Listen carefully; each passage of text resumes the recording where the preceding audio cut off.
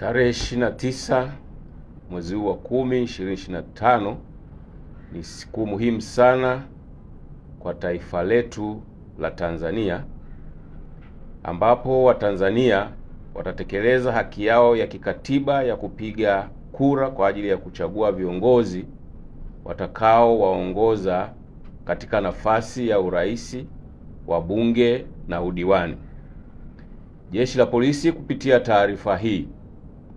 lingependa kuhakikishia wananchi na wageni watakao kuwa nchini mwetu kuwa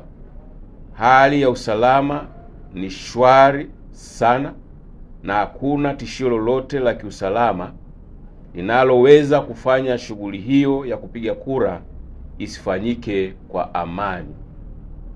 Pia wananchi mnahakikishiwa amani na usalama wa kutosha siku ya Jumatano,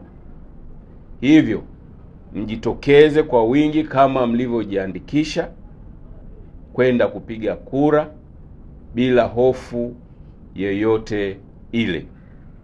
Aidha, ninawahakikishia nimejipanga vizuri sana kumdhibiti yeyote yule kwa mujibu wa sheria atakaye jitokeza ama kwa makusudi au kwa nia ovu kuvunja sheria za nchi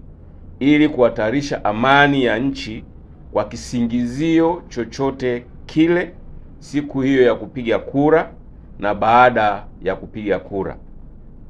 Atakaye thubutu kuvunja sheria asimlaumu au asilaumu kwa hatua zitakazochukuliwa dhidi yake kwa mujibu wa sheria za nchi,